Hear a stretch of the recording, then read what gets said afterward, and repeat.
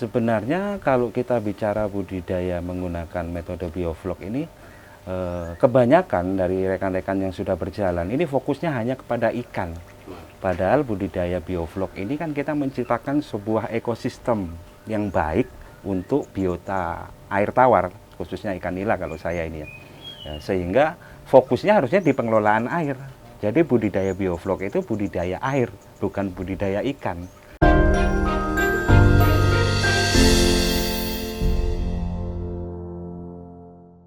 Pengen usaha pertanian Anda dikenal banyak orang? Nggak usah bingung. Promosikan usaha pertanian Anda dan Anda akan mendapatkan exposure yang besar.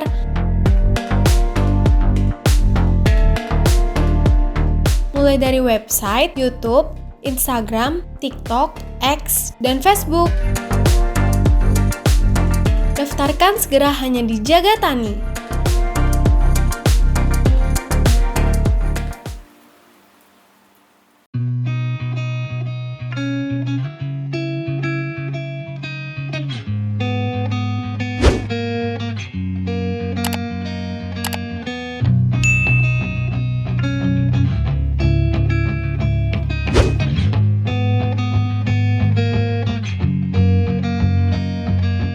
Halo sahabat tani, salam Jaga Tani.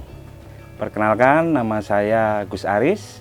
Saya dari Ulam Tirta Fish Farm yang berdomisili di Bojongsari, Kota Depok. Saya berbudidaya menggunakan metode bioflok, khususnya ikan nila merah. Sebenarnya perjalanannya sudah cukup panjang. Ya, mungkin ini sudah masuk mau tahun ke-8. Sebelumnya 2 tahun pertama itu saya main di konvensional, jadi saya kolam tradisional. Cuman kemudian berpikir bagaimana sih caranya meningkatkan produktivitas dan mungkin dengan adakah teknologi gitu ya yang bisa diakomodir untuk meningkatkan produktivitas budidaya. Pada akhirnya ketemulah bioflok ini, Mas. Mulai belajar awalnya juga sama, tidak semulus yang orang bayangkan ya. Tetap proses berjalan belajar ini ada, karena kalau yang diamati saat ini adalah bioflok ini sebenarnya kan budidaya yang di dalamnya ada balutan teknologi. Jadi memang tidak bisa asal ikut-ikutan atau mungkin otodidak hanya melihat konten-konten sesaat, butuh proses panjang. Nah, sehingga kalau ini dijalankan dengan betul, dengan keilmuan yang cukup, saya rasa produktivitasnya akan sangat baik.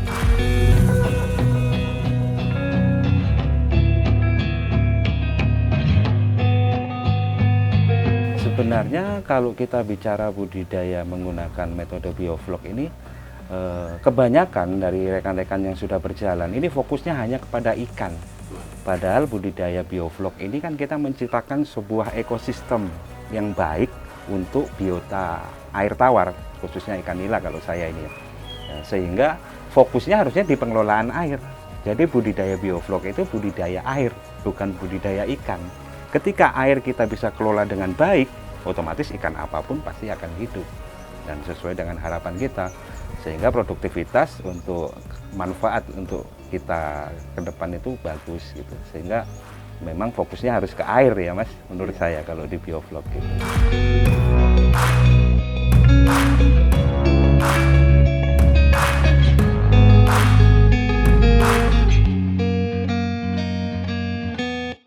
Sebenarnya kalau bicara hakikat budidaya, Mas, hakikat budidaya itu kan sebenarnya mengambil biota hidup dari alam liar kita bawa ke kehidupan sehari-hari manusia, yang hasilnya kita olah dengan terencana, terukur, yang hasil akhirnya nanti dimanfaatkan untuk kemaslahatan manusia.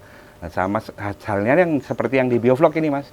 Jadi kalau bicara air yang seperti apa yang bagus gitu ya, sebenarnya budidaya itu prinsipnya cuma sederhana. Bagaimana caranya kita memisahkan antara objek budidaya dengan limbahnya. Nah, itu aja sebenarnya caranya. Nah, itu metode banyak, Mas. Saya tidak pernah menyampaikan bioflok ini yang terbaik. Semua metode budidaya itu baik. Semuanya sama kok sebenarnya. Air deras, mau sistem ras, sama-sama memisahkan limbah budidayanya dengan ikannya supaya ikan ini tidak tercemar. Jadi bioflok ini memanfaatkan bakteri baik non patogen yang kita manfaatkan, kita produktifkan, kita hidupkan, yang tugasnya untuk mengurai limbah budidaya ini. Limbah budidaya dalam budidaya perikanan itu apa sih Mas? Cuman 2, feces, kotoran ikan, sama sisa pakan yang tidak termakan. Itu aja. Kalau ini bisa termainten dengan baik, nah, otomatis ikan akan sampai final sesuai harapan kita.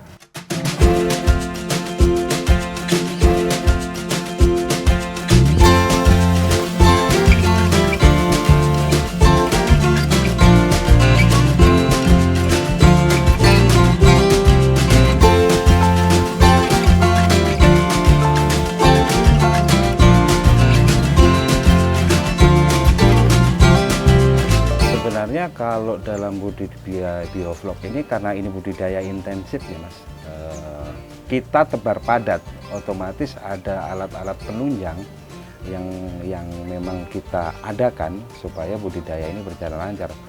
Otomatis ya pasti ada alat penambahan oksigen dan lain sebagainya. Settingan instalasi kolam bioflok pun juga nggak bisa serta-merta hanya asal-asal ikut. Semua sebenarnya ada hitungan Mas. Berapa sih kebutuhan aerasi di dalam kolam, berapa sih kecepatan mesin yang dibutuhkan untuk support kolam sekian. Jadi setiap diameter kolam, ukuran kolam itu semuanya sebenarnya ada rumus. Nah, kalau bisa itu diikutin, jangan cuma asal airnya gemula aja, tapi semua terukur gitu. Nah, tentunya ini membutuhkan support listrik. Nah, makanya saya bilang kenapa budidaya bioflok itu nyawanya di listrik. Teman-teman terkadang hanya fokus kepada bagaimana caranya bisa bioflok jadi ikan sehat. Tapi risk management yang seperti ini yang kadang terlupakan. Kalau saya boleh bilang, kalau sudah berani memulai dengan metode bioflok, ya haram hukumnya kalau nggak ada listrik. Jadi kalau udah teman-teman memutuskan untuk memilih budidaya menggunakan metode bioflok, wajib ada backup listrik. Entah itu genset. Kalau skala kecil, kebanyakan teman-teman yang sudah berjalan biasanya pakai power bank. Kalau yang untuk mesin-mesin kecil yang masih di bawah 200 watt itu biasanya ada power bank besar yang memanfaatkan aki. Itu bisa bertahan 6 sampai 9 jam, ketika mati listrik bisa langsung automatic switch. Tapi kalau sudah skalanya industri, ya mau tidak mau harus genset. Genset pun catatannya adalah harus ada ATC, automatic switch. Ketika listrik mati, genset langsung otomatis nyala. Boleh tanpa menggunakan ATC, tapi PIC kolamnya harus standby. Ya, itu masalahnya. SDM manusianya ini sanggup nggak 24 jam melototin kolam. Nah, itu kan masalah juga ya Mas.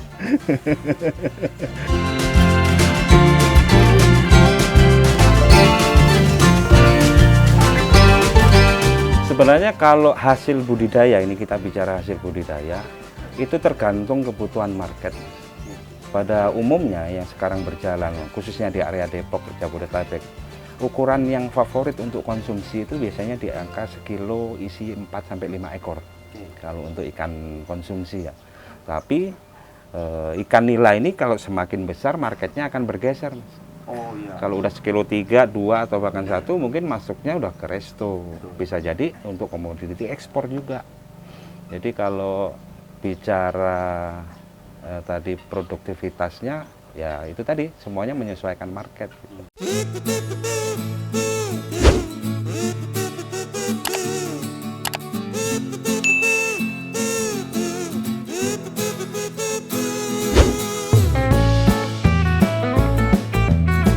Sebenarnya kalau gambaran untuk settingan kolam diameter 3 ya, sebenarnya teman-teman sih tidak repot ya sekarang karena informasi itu sudah terbuka lebar. Misalkan kolam diameter 3 yang full set dijual di online pun sudah banyak ya. Jadi kalau bicara harga sih fluktuatif ya, macam-macam ya Mas. Ada di daerah kita nih, Jawa Barat sekian, Jawa Timur mungkin bisa lebih rendah ya. Ini saling silang. Tapi kalau misalkan gambaran ini untuk diameter 3, biasanya kan diameter 3 itu kisaran 1.600.000 sampai 1.700.000 lah biayanya. Itu udah full set ya. Oh, udah ada kolamnya saja. kolam. Belum termasuk nanti pendukungnya untuk instalasi oksigennya. Nah, nanti pemipaan, terus nanti belum aerasinya sendiri, bisa menggunakan uniring atau mungkin diffuser. Saat ini teman-teman yang banyak ini menggunakan diffuser. Tapi kalau misalkan mau yang middle, yang masih low budget pakai uniring pun tetap final menurut saya. Jadi tidak saya sampaikan juga kalau pakai uniring itu gak bakalan panen, enggak, sama aja sih produktivitasnya. Tergantung bagaimana mesinnya ini menyupport untuk aerasinya. Jadi kalau bicara diameter 3 ya kisaran 4 sampai 5 juta juga sudah running. Sama mesin. Iya, gitu ya. include Mesinnya semua. berapa watt? Kalau yang pakai diameter 3 ini kan 7 kubik air nih Mas. Oke. 7 kubik air itu pakai yang 100 liter per menit. Itu masih mumpuni. Jadi ya gambaran mesin itu paling sekitar 1,5 sampai 1,8 lah harganya. Jadi itu tadi angka-angka 5 jutaan sebenarnya Iya. sudah bisa running budidaya. Itu kita ngomongin kolam. Nah, infrastrukturnya aja itu Mas. Harus kita isi ikan. Ya, betul. Nah, idealnya lagi nih, berapa bibit ikan yang muat dalam kolam size bioflok 3 ini. kali 3 itu? Sebenarnya kalau rumus umum Mhm. dalam budidaya bioflok itu kan idealnya berarti 100 ekor Mas per meter kubik. Oh, Nah, berarti jadi umumnya kubikasi aja ya, Iya. ke rumusnya itu lah. Diameter kolam itu nanti kan ada hitungannya nih. Diameter 3 biasanya di angka 7 kubik, diameter 4 10 kubik. Nah, tinggal faktor kali aja. Tapi tidak menutup kemungkinan ini produktivitasnya bisa naik. Misalkan 100 ekor nih sekarang nih di running per kubiknya. Bisa jadi nanti naik ke 120 atau bahkan 150. Tapi ada catatan Mas. Nah, catatannya ya harus mumpuni dulu. Karena semakin padat, pengelolaan airnya pasti akan semakin ekstra, karena amonia pasti akan semakin besar. Ini alat penunjangnya juga harus naik level. Bisa kalau kita dengan alat yang sederhana, yang standar, terus kita paksakan tebar padat. Ini kadang-kadang kegagalan teman-teman di situ.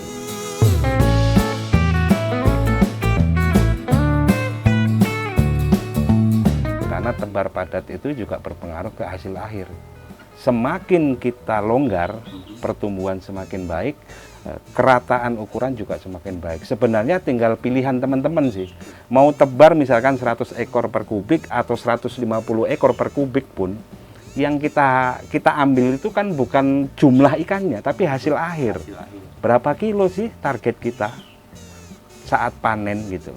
Jadi kalau misalkan diameter 3 ini kita isi 700 ekor kalau standar nih 100 ekor per kubik dengan 150 berarti kan hampir 900 ekor. Apakah hasil panennya bisa sama? Bisa.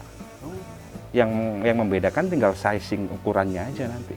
Mungkin yang sekilo yang tebar 100 ekor hasil akhirnya adalah bisa sekilo 3, sekilo 4. Tapi yang tebarnya padat 150 mungkin sekilo 5, sekilo 6. Nah, tergantung bidikan market lagi, kembali lagi ke bidikan market.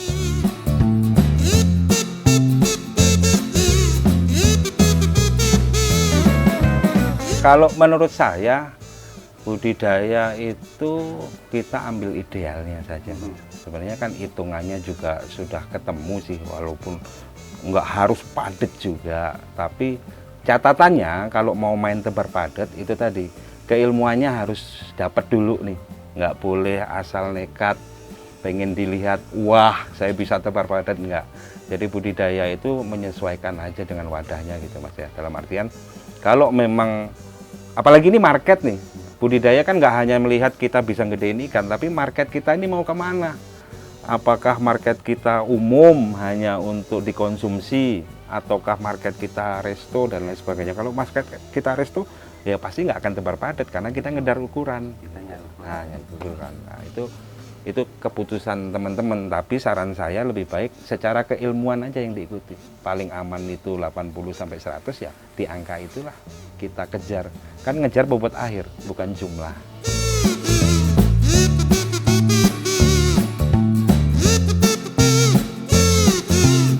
Itu tadi saya sampaikan Mas, setiap metode budidaya yang di dalamnya ada balutan teknologi, pasti produktivitasnya akan berbeda gitu.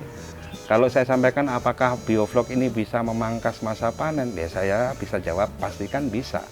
Karena saya dulu waktu di konvensional kan butuh waktu untuk panen bisa sampai 6 bulan di air tenang gitu ya. Sedangkan di bioflok ini kan banyak faktor pendukung, aerasinya kenceng, belum lagi pengelolaan pakan, metode pakannya diapakan, kan banyak nih Mas. Bisa jadi kalau konvensional dulu kita dapat pelet pabrikan, udah kasih umpan aja. Tapi kalau di bioflok kan banyak, ada metode bibis, ada metode fermentasi. Jadi pakan kita naikkan dulu levelnya menjadi pakan yang lebih berkualitas dengan tambahan vitamin lah, booster vitamin dan lain sebagainya. Jadi kalau bicara bioflok kenapa bisa lebih cepat panennya? Karena ibarat orang itu yang 4 sehat 5 sempurna. Jadi pelet dari pabrikan sudah bagus, kita masih tambahkan vitamin booster, terus pengelolaan pakannya juga kita ada metode fermentasi. Apa sih sebenarnya fermentasi gitu Mas? Ya sebenarnya fermentasi itu kan memangkas rantai protein di dalam pelet supaya partikelnya lebih kecil sehingga diserap tubuh ikan itu bisa lebih maksimal dan mengurangi efek kenyang juga. Jadi benar-benar sesuai dengan porsinya nantinya ketemu. Jadi semuanya terukur sebenarnya Mas gitu.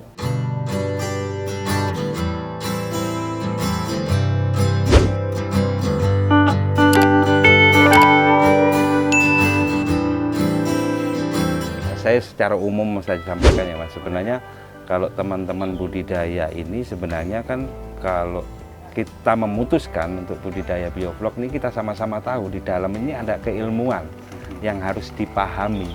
Nah, kadang-kadang teman-teman memulai ini hanya ngikutin tren. Ini lagi rame bioflok nih. Nah, lihat YouTube, ngobrol cuman sesaat dengan pembudidaya, memutuskan untuk berani.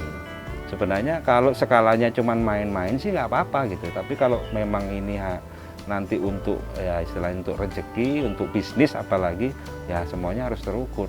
Kadang-kadang teman-teman itu begini, memulai sesuatu tidak memikirkan risikonya gitu. Ibaratnya begini, apa salahnya saya investasi misalkan, kita belajar dulu, ikut pelatihan yang jelas misalkan nih Mas ya, kuasai ilmunya dulu, baru setelah itu memulai. Daripada memulai kemudian gagal, ini kerugiannya lebih besar kan, karena tidak ada basic. Kadang-kadang kebalik di pola pikirnya, udahlah nekat aja jalan dulu, nanti sambil nanya-nanya. Ya nggak bisa sesederhana itu gitu. Tetap harus ada. Ya saya aja memulai dulu kan juga sama Mas.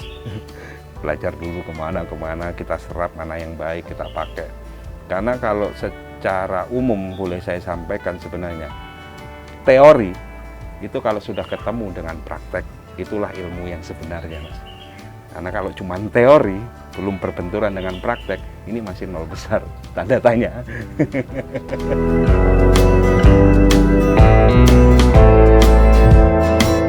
Kalau saya memang terinspirasi karena saya lahir di Banyuwangi, Jawa Timur ya Mas, Jawa. Di sini perantau tapi sekarang udah domisili di sini. Ulam itu kan ikan, artinya kalau dalam bahasa Jawa. Tirta itu air, sumber kehidupan. Jadi kenapa saya namanya Ulam Tirta? Ya saya pengen menjadi tempat yang bisa menjadi kehidupan ikan. Ada filsafatnya walaupun sederhana.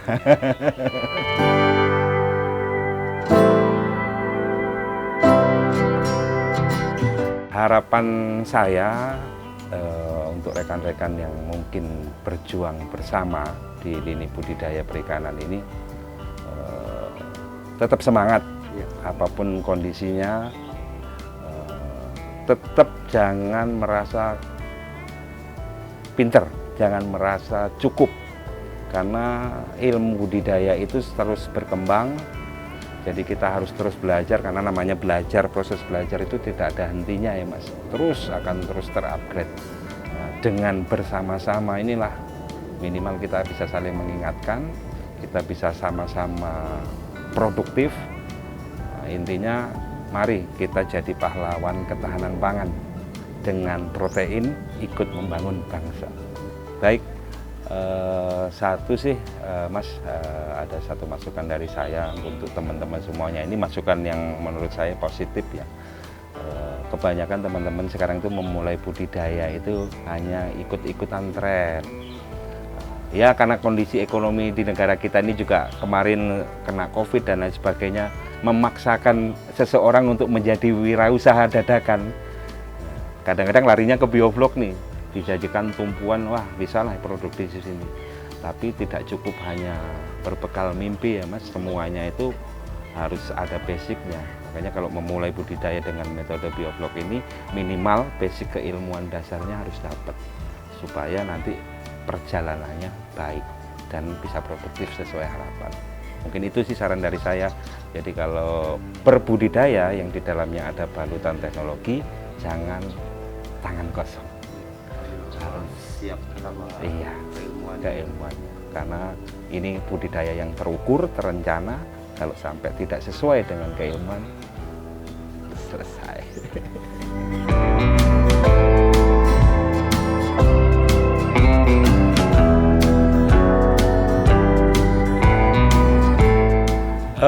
Kalau misalkan teman-teman nanti entah yang belum pernah budidaya atau baru mau memulai, kami di Ulam Tirta siap membantu, mulai dari persiapan dasar kolamnya sampai pendampingan sampai satu siklus panen kami siap. Bahkan kita juga ada pelatihan nih Mas, setiap bulan kita agendakan.